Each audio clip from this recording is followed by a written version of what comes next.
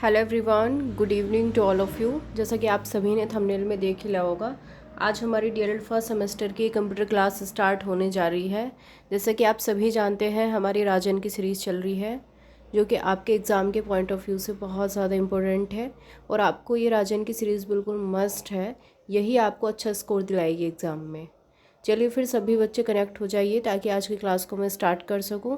और अभी तक भी अगर किसी बच्चे ने चैनल को सब्सक्राइब नहीं किया है तो सब्सक्राइब ज़रूर कर लेना, ताकि आने वाली हर एक वीडियो की नोटिफिकेशन आपको टाइमली मिल सके। हाँ, जल्दी से कनेक्ट हो जाइए सभी। देखो, अगर किसी बच्चे ने प्रीवियस वीडियोस को वॉच नहीं किया है तो भी आपको प्लेलिस्ट में जाकर के सारी वीडियोस उसमें जो है अपलोडेड हैं, वहाँ पर आप जाके वॉच कर सकते हैं। चलिए फिर आज की क्लास को कर लेते हैं स्टार्ट। प्रीवियस वीडियो में हमने कवर कर लिए थे 50 तक के क्वेश्चन हम कर चुके हैं। आज हम 51 क्वेश्चन पे लाइक कर रहे हैं और हमारा कंप्यूटर का जो सिलेबस है कंप्लीट होने की बिल्कुल ये कह दो कि पीक पॉइंट पर है इस टाइम। ठीक है, 1-2 दिन में हमारा सिलेबस कंप्लीट होने ही वाला है। चलिए फिर आज की क्लास को कर लेते हैं स्टार्ट। सबसे पहला क्वेश्चन है हमारा, अपलोड का अर्थ क्या होता है। तो देखो, अपलोड क्या होता है, जब किसी व्यक्ति द्वारा कोई विशिष्ट जानकारी, आंकड़े, ग्राफ, टेक्स्ट, चलचित्र आदि को किसी साइट पर सर्वसाधारण के देखने या सुरक्षित सेव करने के लिए नेट पर जाता है तो उसको बोलते हैं अपलोड। अपलोड का मतलब आपको सिंपल भाषा में पता ही है कि अगर हमें अपना कोई ग्राफ है या कोई टेक्स्ट है या कोई अपनी फ़ोटो है किसी साइट पर हम अपलोड करते हैं, जैसे कि लाइक फेसबुक, इंस्टा, या फिर आप किसी और सोशल साइट पर डालते हैं, या फिर आप यूट्यूब पर कुछ पोस्ट अपलोड करते हैं या वीडियो अपलोड करते हैं, ठीक है, उसी को बोला जाता है अपलोड करना। नेक्स्ट क्वेश्चन पर आगे बढ़ते हैं। क्वेश्चन नंबर नेक्स्ट है हमारा, स्क्रॉल बार की उपयोगिता लिखिए। अब देखो, स्क्रॉल बार क्या होता है, मैं आपको करके दिखाती हूँ। देखो, जैसे मैं ये ऐसे कर रही हूँ, ये वर्टिकली भी स्क्रॉल बार होता है, एक होता है हॉरिजॉन्टली।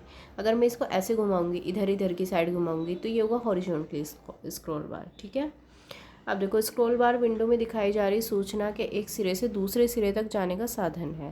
बिल्कुल सही बात है, जैसे आप पीडीएफ को स्क्रॉल करते हैं ना, उसी तरीके से है ये स्क्रॉल बार जो है। तो जो सूचना हमें जो सूचना हमें इस समय दिखाई नहीं पड़ रही है, उसे देखने के लिए स्थान पर लाने में इनका प्रयोग किया जाता है। ये सामान्यतः ऐसी विंडो में दिए जाते हैं जिससे विंडो के छोटे आकार के कारण समस्त सूचनाएं एक बार में दिखाई नहीं पड़ती। स्क्रॉल बार के देखो 2 प्रकार हो सकते हैं, अभी मैंने बताया आपको, वर्टिकल जो ऐसे चलेगा और हॉरिजॉन्टल जो कि ऐसे चलेगा। क्लियर। तो ऊर्ध्वाधर यानी कि वर्टिकल स्क्रॉल बार का प्रयोग सूचनाओं में ऊपर से नीचे जाने के लिए किया जाता है। इसी तरीके से क्षैतिज स्क्रॉल बार जो है, इसका प्रयोग सूचनाओं में दाएं से बाएं जाने के लिए किया जाता है। ये स्क्रॉल बार प्रत्येक विंडो में सामान्यतः क्रमशः दाएं किनारे और निचले किनारे पर पाए जाते हैं। क्लियर यहाँ तक सभी को? अगर क्लियर है तो सभी बच्चे कमेंट बॉक्स में कमेंट करके लिखिए।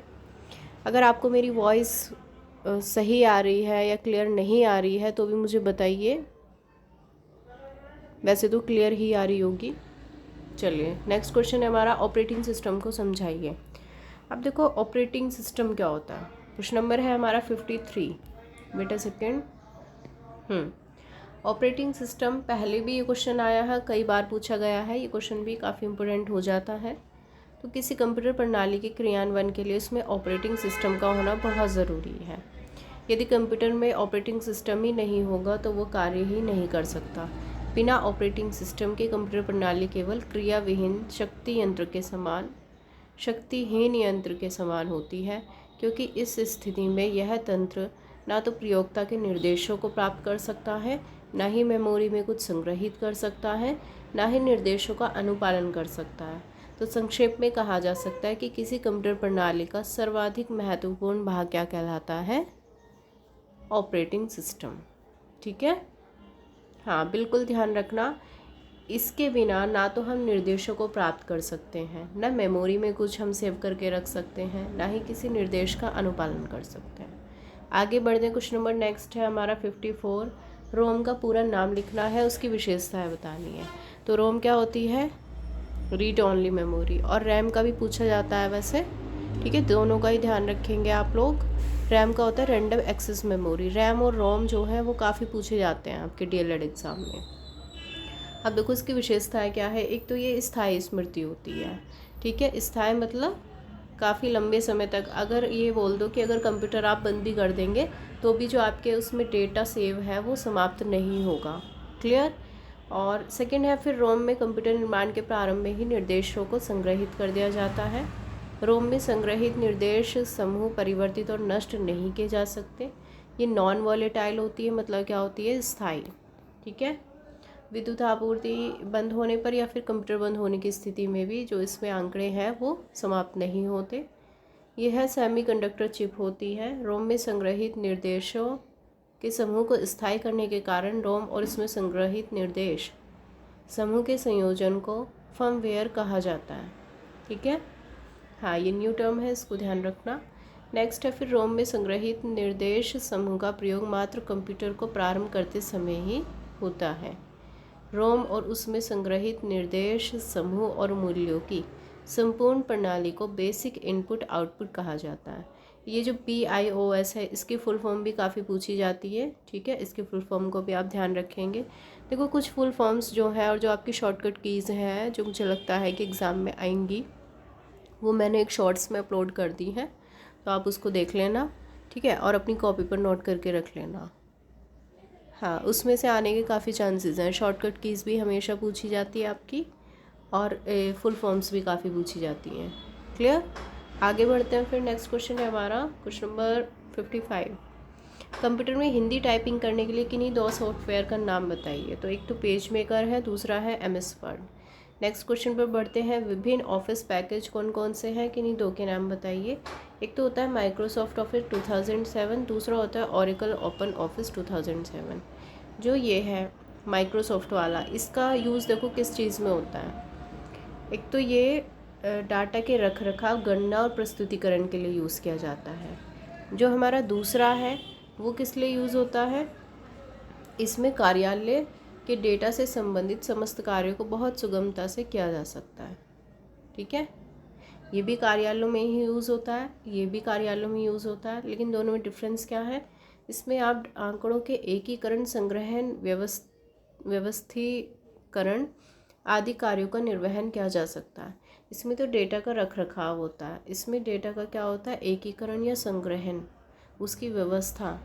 ठीक है, आगे बढ़ते हैं। नेक्स्ट क्वेश्चन है हमारा इंकजेट और लेज़र प्रिंटर में मुख्य अंतर बताना है। तो इंकजेट प्रिंटर कौन सा होता है, मुद्रण प्रणाली की ये डॉट मैट्रिक्स प्रणाली की तरह है। ठीक है, डॉट मैट्रिक्स प्रिंटर आपने देखा होगा। इसमें क्या होता है, कागज़ पर छपने वाली जो बिंदु स्याही की बहुत छोटी छोटी बूंदों के रूप में बनाए जाते हैं। ठीक। हाँ, और क्या होता है इसमें, ये बिंदु जो है, वेट अ सेकेंड,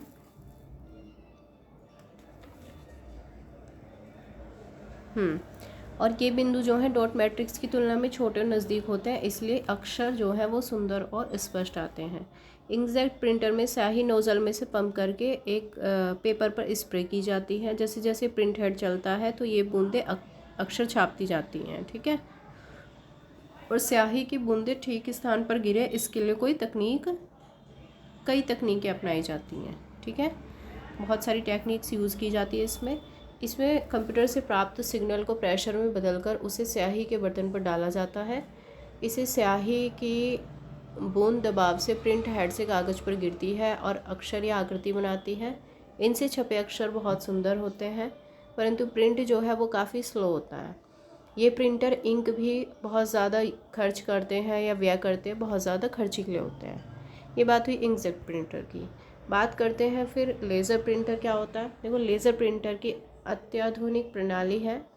ठीक है, और ये कीमत में ज़्यादा होते हैं, अधिक होते हैं, परंतु गुणवत्ता स्तर अधिक होने के कारण इनका प्रचलन काफ़ी तेज़ी से बढ़ा है। ये बिना आवाज़ के कागज़ पर छापते हैं। ये प्रिंटर भी जो है बिंदु छापते हैं, परंतु बिंदु इतने पास पास होते हैं कि मालूम ही नहीं पड़ता। सामान्य लेज़र प्रिंटर 1 वर्ग इंच में 300 बिंदु छापता है। ठीक है, और लेज़र प्रिंटर की कार्यविधि फोटोस्टेट मशीन की तरह ही होती है। इसमें लेज़र किरणों का यूज़ होता है। किरणों को 8 समतल दर्पण वाले प्रिज्म पर डाला जाता है। प्रिज्म घूमता रहता है। लेज़र किरण जो होती है वो परिवर्तित होकर बेलन पर पड़ती है। बेलन पर एक चार्ज बिंदु पैदा हो जाता है। इस प्रकार बेलन का अक्षर उभार लिए जाते हैं और फिर जब वो सूख जाता है, ठीक है, फिर उस पर क्या होता है, सूखा स्याही पाउडर डाला जाता है जिसे हम टोनर बोलते हैं। क्या बोलते हैं? टोनर। ठीक है। पाउडर केवल उन्हीं स्थानों पर लगता है जहाँ पर प्रकाश बिंदु होते हैं। तब इस बेलन को कागज़ पर घुमाकर ये अक्षर कागज़ पर उतार दिए जाते हैं। ये अक्षर अभी स्थायी नहीं होते। कागज़ की थोड़ी गर्मी मिलते ही ये पिघलकर कागज़ पर स्थायी रूप से छप जाते हैं। पाउडर जितना महीन और उच्च क्वालिटी का होता है, अक्षर उतने ही आकर्षक रूप में आते हैं। क्लियर सभी को? तो सबसे ज़्यादा यूज़ होने वाला कौन सा है दोनों में? लेज़र प्रिंटर है। क्लियर? हाँ, वैसे तो दोनों में काफ़ी सारी बातें लिखी हैं, लेकिन आपको इसमें से छांट के 2-2, 3-3 पॉइंट दोनों में लिखने हैं, तो आपका 5 से 6 लाइन का आंसर हो जाएगा। आगे बढ़ते हैं फिर। कंप्यूटर नेटवर्क क्या है? बेटा सेकंड में देख लेती हूँ। हाँ, 58 क्वेश्चन पर हम आ रहे हैं। कंप्यूटर नेटवर्क क्या है, इसमें सर्वर की भूमिका क्या होती है? तो देखो, कंप्यूटर नेटवर्क क्या होता है, जब 2 या 2 से अधिक कंप्यूटरों को अन्य उपकरणों के साथ परस्पर जोड़ा जाता है तो वो क्या कहलाता है? नेटवर्क। एक बड़ा कंप्यूटर जिससे बहुत सारे अन्य कंप्यूटर जुड़े हों, जिस पर कार्य करने वाले अपने कंप्यूटर पर तो कार्य कर ही सकते हैं, लेकिन अपितु उस बड़े कंप्यूटर की भी मदद ले सकते हैं। कंप्यूटर में प्रयोग होने वाला सबसे महत्वपूर्ण आंकड़े होते हैं। सबसे महत्वपूर्ण तथ्य क्या होते हैं? आंकड़े, जिन्हें हम डेटा बोलते हैं। तो डाटा पर गणना करके इसे सूचना के रूप में परिवर्तित किया जाता है। कंप्यूटर नेटवर्क के अंतर्गत एक विशेष बड़े कंप्यूटर के अंदर सारा डाटा और सूचनाएं भर दी जाती हैं। इसके साथ अन्य कंप्यूटर को जोड़ दिया जाता है और इस बड़े कंप्यूटर को क्या बोलते हैं? सर्वर बोलते हैं। क्लियर? सर्वर एक विशेष कंप्यूटर है जो नेटवर्क में केंद्र का काम करता है। सर्वर से जुड़े कंप्यूटर जो है अपना उसका डाटा शेयर कर सकते हैं, साथ ही जुड़े हुए कंप्यूटर आपस में भी डाटा शेयर कर सकते हैं। बीच में एक हब या सर्वर क्या है, तो सर्वर बनाया जाता है, इससे सभी कंप्यूटर जोड़ दिए जाते हैं। आगे बढ़ते हैं। क्वेश्चन नंबर नेक्स्ट हमारा 59। डेस्कटॉप के विभिन्न अवयव क्या हैं? अब देखो, विंडोज़ XP पर सफलतापूर्वक लॉग ऑन करने के बाद कंप्यूटर स्क्रीन पर एक डायलॉग बॉक्स आता है और विंडोज़ XP का महत्वपूर्ण पहलू जो है वो इसके लचीले वेट अ सेकेंड इसकी फ्लेक्सिबिलिटी का एक गुण होता है, जिसके कारण उपयोग होने वाला डेस्कटॉप की सेटिंग अपनी व्यक्तित्व आवश्यकताओं के अनुरूप करता है। अब देखो, डेस्कटॉप के अवयव क्या हैं, ये क्वेश्चन पूछा गया था अभी, ठीक है, प्रीवियस पेपर में।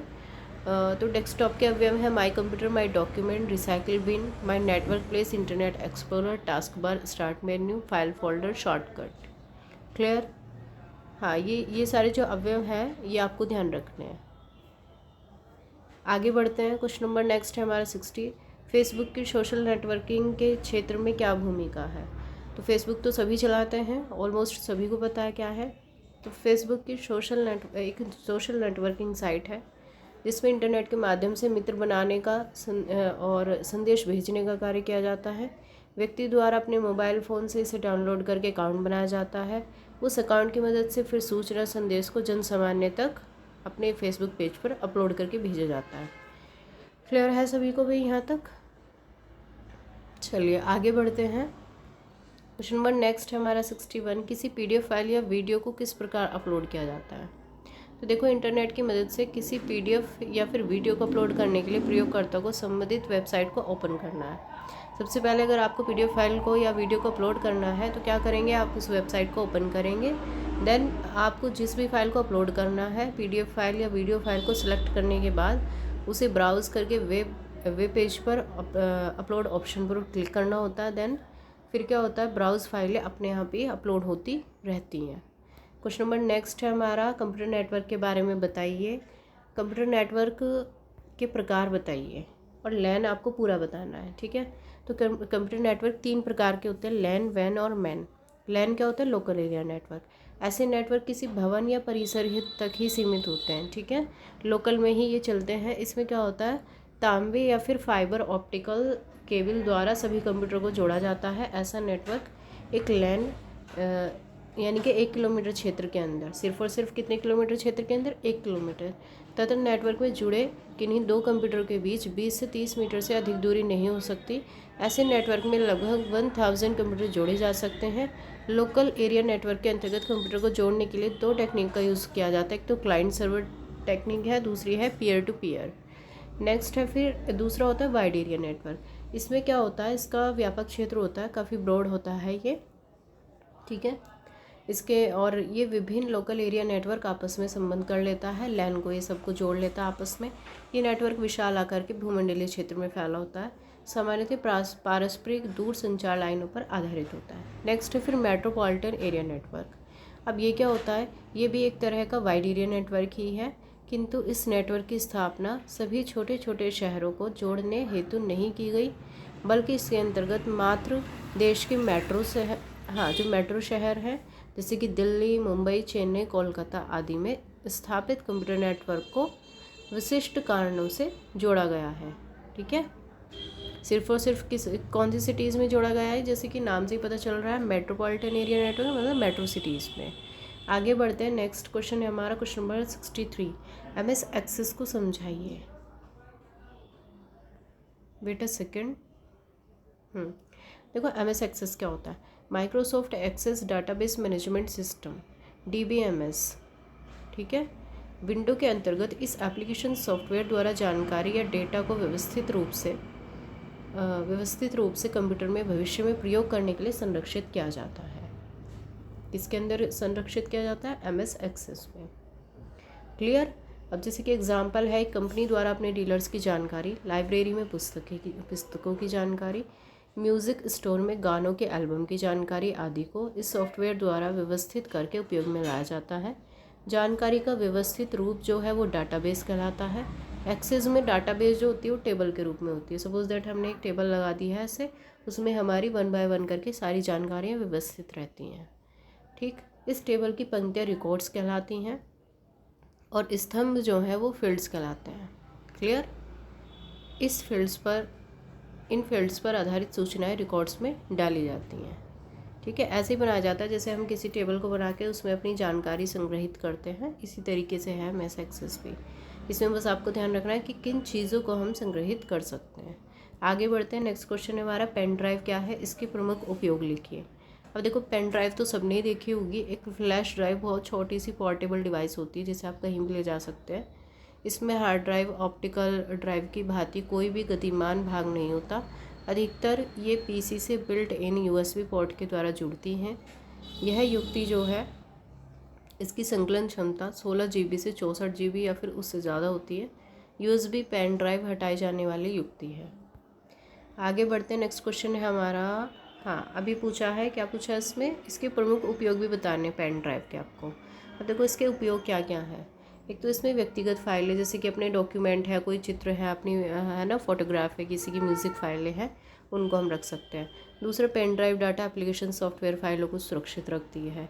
यह सिस्टम नेटवर्क प्रबंधकर्ता द्वारा प्रयोग की जाती है और सिस्टम के रखरखाव, ट्रबल शूटिंग और डाटा की भरपाई के लिए सॉफ्टवेयर को बनाते हैं इसमें।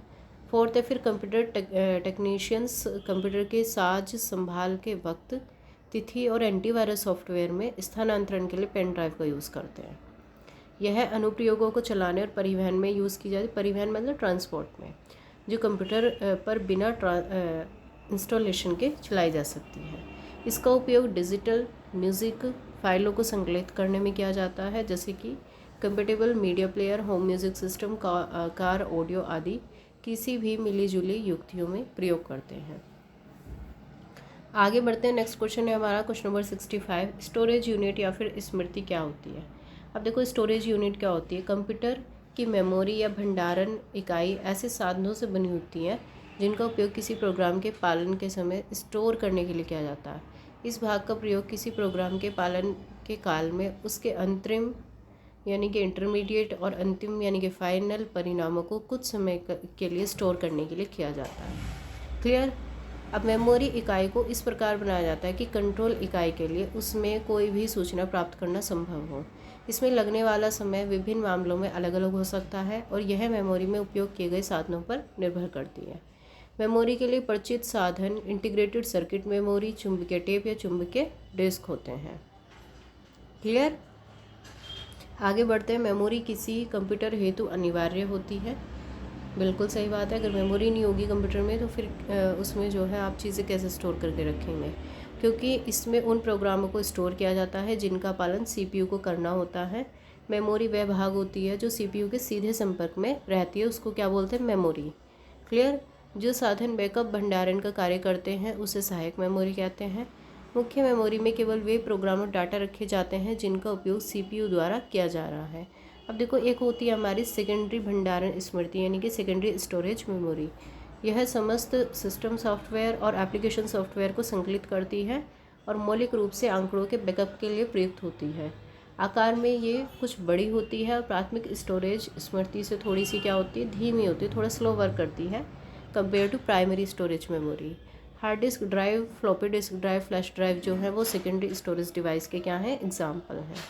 क्लियर यहाँ तक सभी को? अगर क्लियर है तो भाई कमेंट बॉक्स में कमेंट लिखिए ज़रूर, फीडबैक ज़रूर दीजिए आप लोग। चलिए